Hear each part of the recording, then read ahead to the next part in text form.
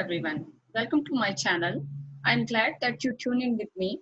Today I'm going to talk about a situation related to the coincidence. This is actually lecture is based on the day-to-day conversation in which we learn that when we meet with someone after a long time, so which type of sentences, which type of phrases we can use to express our emotions and our feelings. So the dialogue is related to the coincidence. Here are two friends, Meg and Julia. Both are actually met in a shopping mall. Meg, she was actually shopping in the mall and Julia was also there. So here is a dialogue. Let's start our dialogue. Meg, well, hello there. Julia, long time no see. Julia, Meg, hey, what a coincidence. I haven't seen you in ages. What are you doing here? Meg, I just got a new job in the city, so I'm shopping for some clothes. Hey, what do you think of this shirt? Julia, well, you know how much I love blue. See, I have got the same shirt. Meg, you always did have good taste. What a small word. So, viewers, you can see that it's a very small dialogue between two friends. They met on a shopping mall while doing shopping there. Mean Meg actually want to buy a blue shirt, but when she asked to the Julia, Julia replied, "See, I got the same shirt." Me, Julia already bought that shirt, and the dialogue start with the long time no see. Me, this phrase shows that both the friends are meeting after a long time of period. Same things happened here.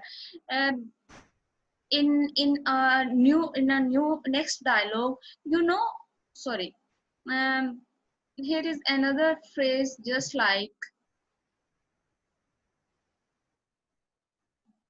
what a coincidence, I haven't seen you in ages. Mean both the expressions are shows that are used to show that they are meeting with each other after a long time. So let's try to language note. This is a pictorial description of friends actually are meeting with each other after a long time in a picture, and they are just trying to communicate and both are super excited. So here are language notes. Let me zoom in is so that you can see what is written over here. The first language note is, well, hello there. Notice the emphasis on hello, which shows that Meg didn't expect to see Julia. Meg was not expecting Julia to there, so he was surprised and super excited. So he gave emphasis on, well, hello there. Second language note is long time no see. This is a common expression used to say hello to someone you haven't seen in a long time. You can use such expression when you meet with someone after a long time. So you can say that no time no see. What a, and after that explanation mark. This exclamation shows a great degree of surprise, joy, disappointment, etc. So here are some phrases for the example. So if you say, what a surprise to see you here, so you can put a exclamation mark at the end of the phrase. What a joy to have you with us. I am glad, yeah, we are glad that you are with us right now.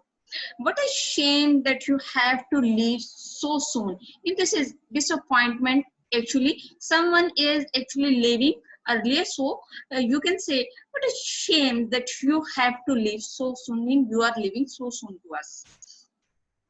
What a wonderful idea that is. If you are excited, you are joyful, then you can use what a wonderful idea that is. You are praising to someone about his or her idea. Our next language note is, you always did you sorry, you always did have good taste. Mean notice the stress on did, which Maggie use to emphasize the fact that Julia does have good taste. Mean if you want to say that Julia usually have a good taste, so you can say you always did have good taste. Maggie says it in a joking way because Julia likes the same thing that she does. Mean both the friends have the same sort of taste. So uh, at that time she was cracking a joke and she was telling me, oh okay, you are also like the things according to my taste. Our next note is what a small word. This is a common expression used to describe a chance meeting or other such con- coincidence. Mean when you meet suddenly to someone, so you can say what a small word, that what a coincidence, what a small word. So let's move to our next dialogue, which is related to the weather report. And here are two friends and both are talking to each other. In this dialogue, um, Jennifer and Gabriella actually talking to each other. Jennifer says it's a freezing outside. What happened to the weather report? I thought the cold front was supposed to pass. Gabri- Gabriella says, yeah, I thought so too. That's what I read online this morning. Jennifer, I guess the wind chill is really driving down the temperature. Gabriella, can you go inside? I feel like my toes are starting to go numb. So this is a dialogue between two friends regarding the weather. Weather is too cold and they are feeling too much temperature, which is actually starting their toes numb. So one actually saying to other that I didn't expect this, that the temperature could be so lower today according to the forecast report. Here are some language notes. In the first language note, a cool front means a large mass of cold air, mean a strong wind, a strong temperature. It can be plural. There are multiple cold fronts this January. Mean you can also use this expression in singular, cool, cool front and cool fronts in a plural. Here, supposed to refers to something that is intended or expected to happen. Here is an example. I thought it was supposed to rain today. Mean someone is posing that might be possible that rain um, would be today. This phrase can be used for many situations. I thought the train was supposed to arrive at 9 a.m. sharp. Mean again, something is expecting. So the expression supposed to is used for the train over here. Yeah, oh, yep, oh, are informal conversational cues used by native speaker in conversation. Each of these responses could be used here for yes. Mean instead of yes, we can also say yeah, yep, yeah, oh, mm-hmm. You can also say like this. Gabriella affirms what Jennifer is saying. The most polite way to affirm a response is to say yes. The yes is the most polite way to respond to someone. Listen for the emphasis on that's what I read online this morning. That's what I read online this morning. This useful phrase can be used with other verbs to convey information. Here are some examples. That's what I heard on radio. Mean if you are telling something which have been heard by you on a radio, so you can say what that's what I heard on radio. Other expression if related to the television, so you can say that's what I saw on TV or on television. And if you read online some information, then you can say, "Hmm, that's what I read online." Our next language note is chill, freezing, cool. These words describe cold weather. I feel the wind chill. I feel the chill. I'm freezing. I'm cold. All these expressions are used to show the cold weather. Wind chill. Wind chill is the effect of the wind making the temperature feel colder on a person's skin. Mean if you are feeling too much cold, so wind chill is used for that. This is an uncountable noun. The temperature is 4 degrees, but with the wind chill, it feels like -8. Mean the the intensity of the temperature is decreasing, mean, and you are feeling more cold.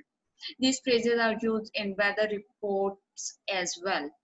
The phrase driving down means forcing to be lower and can be used in many situations. And oversupply of new houses is driving down sales price in the area. Mean something which is forcing to lower. So over here, the price of the housing actually is going lower. Let's move towards our second chapter, which is related around the town. In this chapter we covered the things which actually exist around the town. Our first dialogue in this chapter is related to the ordering a meal.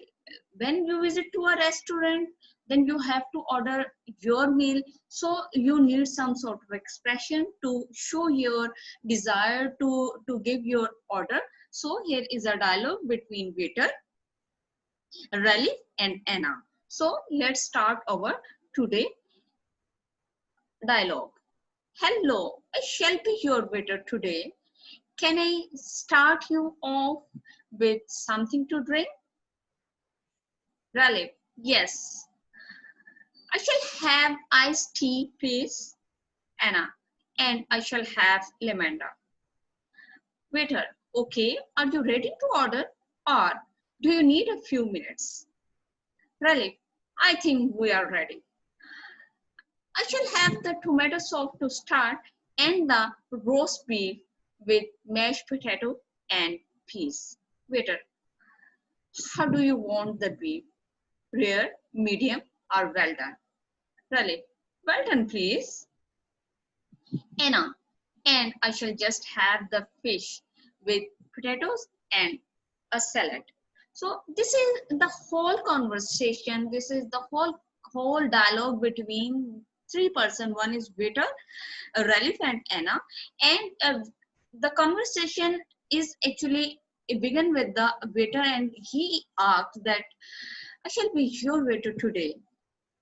Can I can I start you off with something to drink? Mean he was just asking that would you like to take something for drink? So the conversation is begun, and now you can see that Anna actually Ralph decided to take iced tea as a starter, but and Anna said that she would like lavender.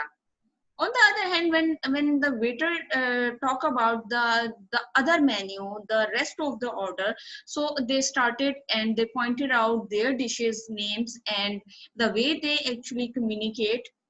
So it is all in front of is front of you, and you can learn the things that how you can order in a restaurant.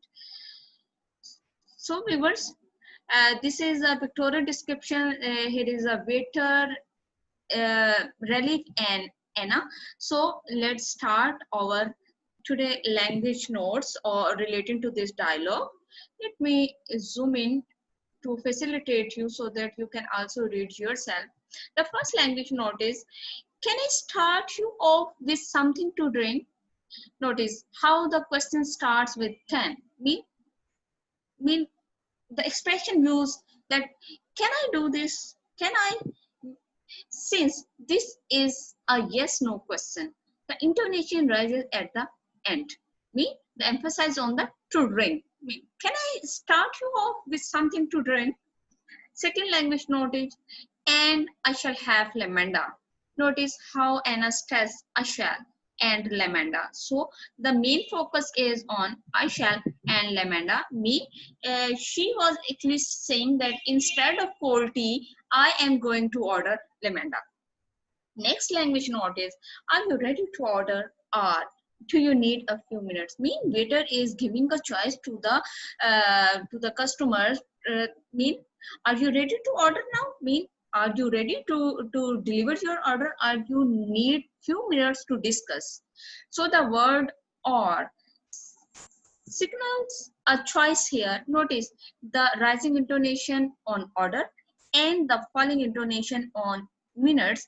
The first choice is, are you ready to order? And the second choice is, do you need a few minutes? Our next language note is, I shall have the tomato soup to start and the roast beef with mashed potatoes and peas. Notice that tomato soup, roast beef, mashed potatoes and peas are stressed because the food order is the important information here. Mean you have to stress on the important information so that things would be clear to the waiter. Notice all that tomato soup, roast beef and mashed potatoes are compound words. The stress fall on the second word in each phrase. Mean tomato soup, roast beef, mashed potatoes. Our next language note is, well done please. Notice that the subject that and verb are omitted in the responses. Only the necessary information is given. He didn't say that I would like to well done please. This is the ratio of the dishes. Either you go with rare or medium or well done. So they selected well done. Our next language note is, I shall just have the fish. Anna says just here to mean that she doesn't want a starter. Mean just have a fish mean she doesn't want any starter right now. So this is all about our today lecture, and this hopefully will help you to communicate in your daily routine. Please repeat all these phrases, try to learn these phrases and use it in your daily routine. Inshallah, you will learn and gradually you will be able to speak fluently in English.